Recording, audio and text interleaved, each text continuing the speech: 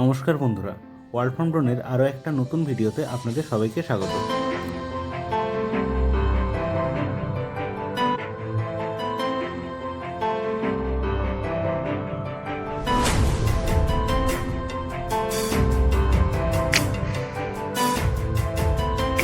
নিচে একটু আগেই দেখতে পেলেন ওটা হলো জলধা ব্রিজ, আর জলধা ব্রিজের এপারে এটা মন্দারমণির একটা নতুন সি বিচ, একদম জনমানবহীন। আর এই সি বিচে খুব একটা পর্যটক কিন্তু আসে না। আর ওপারটা দেখা যাচ্ছে সমুদ্রের জাস্ট ওপারে, ওটা হলো তাজপুর।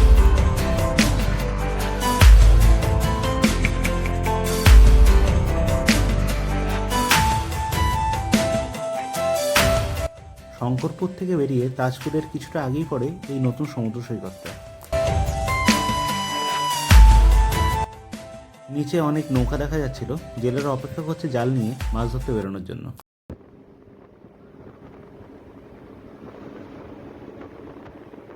হাতে মাত্র একদিনের ছুটি, হঠাৎ করেই প্ল্যান হলো, ফুল ফ্যামিলি বেরিয়ে পড়লাম চিরপরিচিত দীঘার দিকে।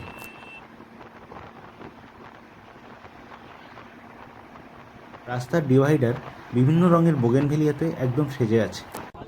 হঠাৎ করেই প্ল্যান হয়েছিল, এই কারণে ট্রেনের টিকিট তো আমরা পাইনি, আর ট্রেনের টাইমও এখন ঠিকঠাক নেই।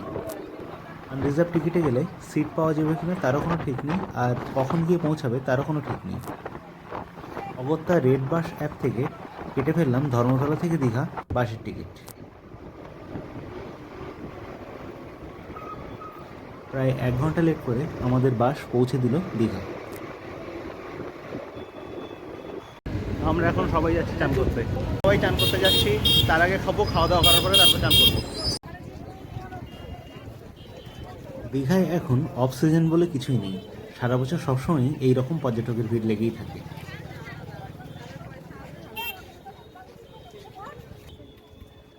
আমরা যে কবারই দীঘা গেছি প্রত্যেকবার আমরা নিউ দীঘাতেই থাকি, ওল্ড দীঘায় একবারও আমাদের স্টে করা হয়নি।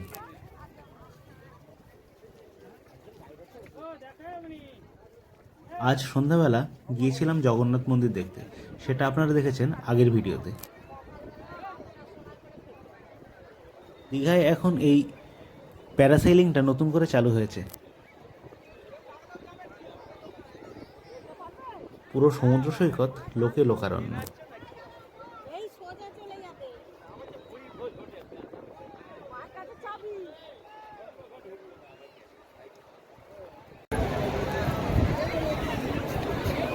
প্রচুর লোক।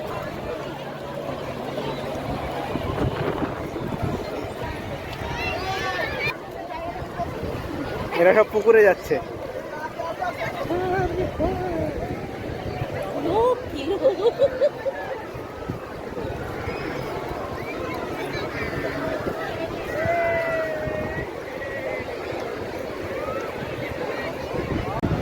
প্রচুর লোক এসেছে।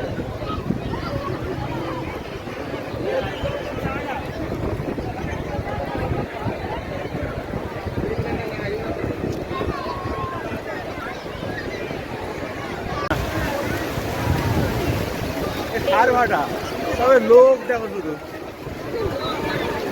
প্রচুর লোক, প্রচুর লোক।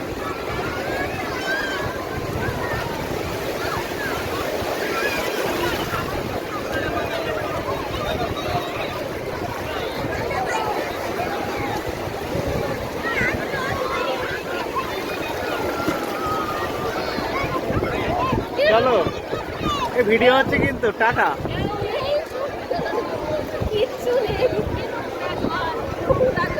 কাদা জলে ঘুরে বেড়াচ্ছি।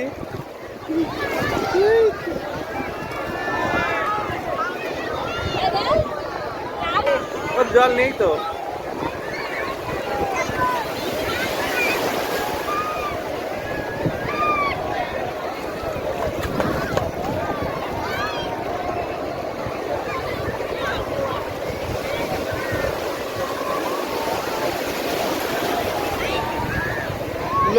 লোক এই জলেতেই চিত হয়ে পড়ছে।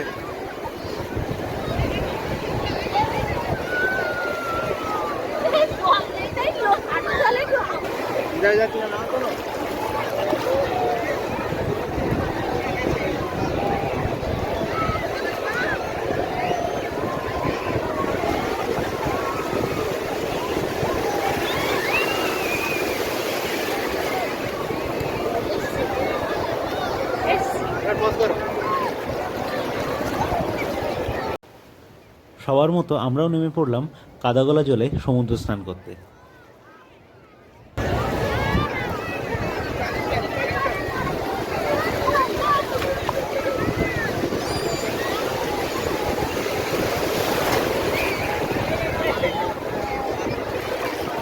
দিল দেখে ভিডিও করতে হয়।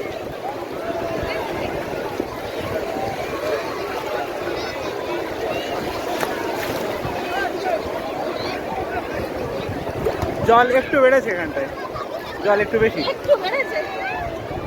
এই যে মাঝখানে এসো, পাড়ের ধারে ঘুরে বেড়াচ্ছে।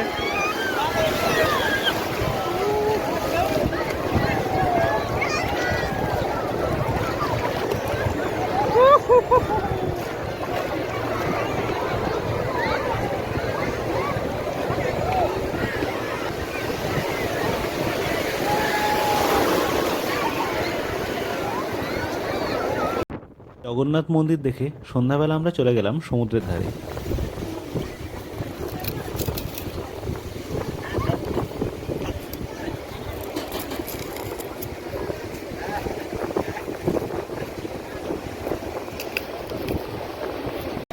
পরদিন সকালে তুমুল বৃষ্টি কিছুটা কম হলে আমরা চলে গেলাম সমুদ্রের ধারে। আর ওয়াচ টাওয়ারটা খালি ছিল। বৃষ্টির হাত থেকে বাঁচতে আমরা উঠে পড়লাম ওয়াচ টাওয়ারের উপরে।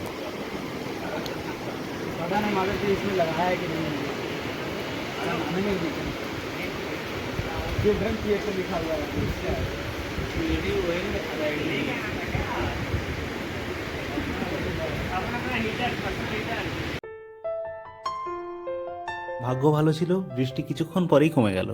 তারপর আমরা হোটেল থেকে লাগেজ নিয়ে চেক আউট করে বেরিয়ে পড়লাম। সকালবেলা কিছুটা টিফিন করলাম, তারপরেই একটা টোটো রিজার্ভ করলাম সারাদিনের জন্য। টোটোটা আমাদের ঘুরিয়ে আনবে একেবারে মন্দারমণি থেকে মেরিন ড্রাইভ রোড বরাবর।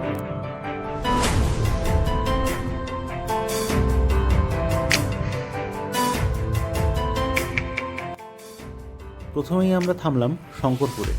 নিচে দেখতে পাচ্ছেন শঙ্করপুর সমুদ্র সৈকত। এখন কিন্তু জোয়ার, এই কারণে সি বিচটা দেখা যাচ্ছে না। আর ওই দূরে দেখা যাচ্ছে নিউ দীঘা।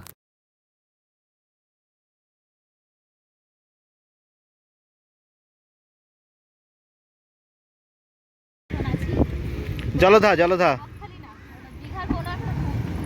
আমি বললাম তো, জলধা জায়গাটার নাম হচ্ছে জলধা, তাজপুরে ঠিক আগে। জোয়ার, এই সময় জোয়ার, ভেতরে জল এসে গেছে। হ্যাঁ, এখানে মুরগি কেটে খাইয়ে দেওয়ার ব্যবস্থা আছে, জ্যান্ত মুরগি।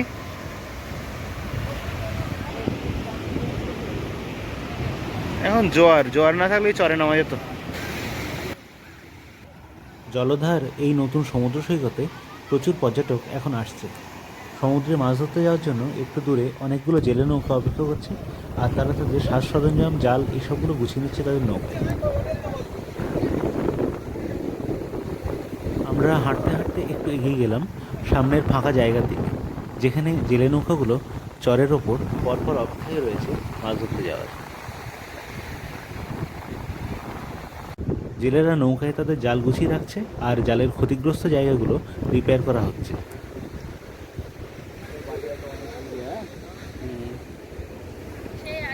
এর আগেরবার যখন দীঘায় এসেছিলাম তখন বাইক নিয়ে সমুদ্রের ধারে সৈকত সরণি দিয়ে মন্দারমণি পর্যন্ত গিয়েছিলাম।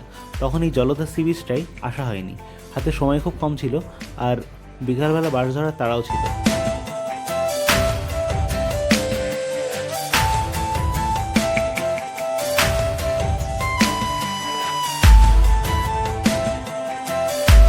উপর থেকে ছবির মতো সুন্দর লাগে এই দীঘার সমুদ্র সৈকত।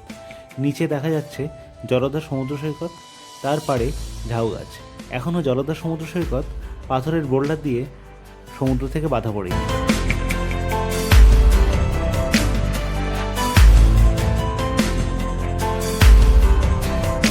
জলধা থেকে কিছুটা এগিয়েই পড়বে তাজপুর সমুদ্র সৈকত।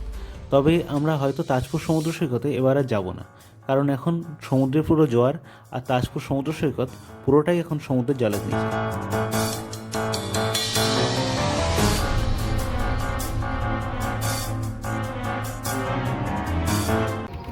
তাজপুর সমুদ্র সৈকত পেছনে রেখে আমরা এগিয়ে চললাম, আর আমরা জলধা ব্রিজ পার হয়ে পৌঁছে গেলাম মন্দারমণির একটা নির্জন সমুদ্র সৈকতে। বিশাল ঘুম পাচ্ছিল। কি তো চারিদিকে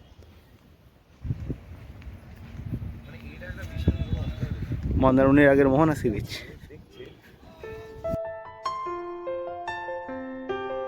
সমুদ্র সৈকত প্রায় ফাঁকা, আমরা ছাড়া হাতে গোনা মাত্র কয়েকজন পর্যটক ঘুরে বেড়াচ্ছে সমুদ্র সৈকত দিয়ে। আর ওই পাড়টা দেখা যাচ্ছে, ওটাই হলো তাজপুর।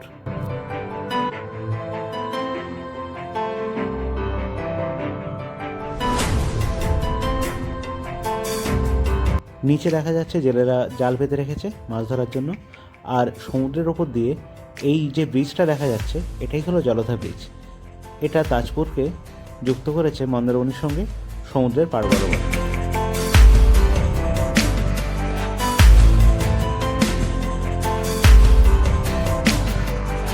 এই ব্রিজগুলো তৈরি না হলে মেরিন ড্রাইভ রোড দিয়ে মন্দারমণি পর্যন্ত আসাই যেত না নিউ দীঘা থেকে।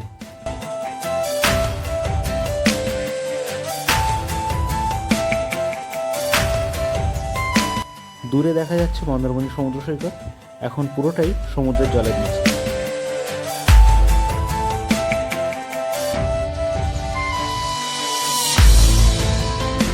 দূরে কয়েকজন জেলে মাছ ধরছিল জাল নিয়ে সমুদ্রের পাড়ে, আর আমার বাবা সেটা দেখার জন্য ওই জেলেদের দিকেই যাচ্ছিল। নিচে দেখা যাচ্ছে ওই যে সেই জেলেরা মাছ ধরছে সমুদ্রের ধারে।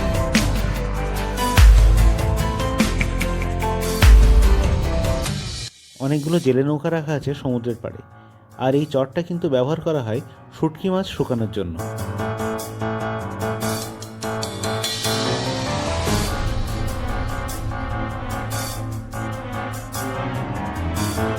ওয়ার্ল্ড ফ্রম ড্রোনের দীঘা স্পেশাল সিরিজের এই এপিসোড আপনাদের কেমন লাগলো অবশ্যই কমেন্টে জানাবেন।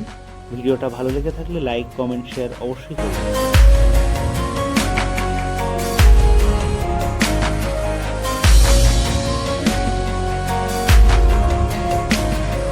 ওয়ার্ল্ড ফ্রম ড্রোনের এইরকম নতুন নতুন লোকেশনের নতুন নতুন ভিডিও, আর সেই সঙ্গে সেই জায়গার ইনফরমেশন দেখতে হলে অবশ্যই নিয়মিত ফলো করবেন ওয়ার্ল্ড ফ্রম ড্রোন চ্যানেল।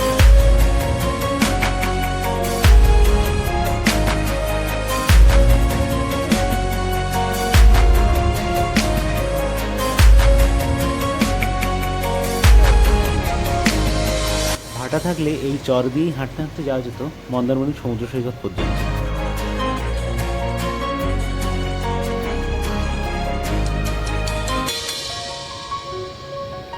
ভিডিওটা বেশি লম্বা করব না, আজকের ভিডিওটা এ পর্যন্তই। ভিডিওটা কেমন লাগলো সবাই অবশ্যই কমেন্টে জানাবেন।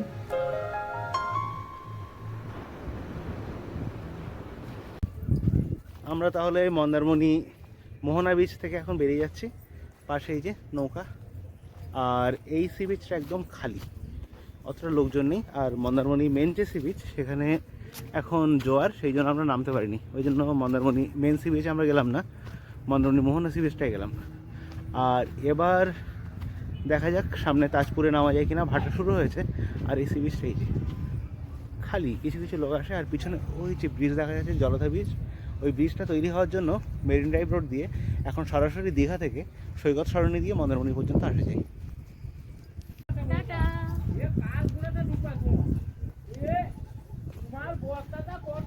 মন্দারমণি ঘুরিয়ে টোটো আমাদের নামিয়ে দিয়েছিল নিউ দীঘা সি বিচে।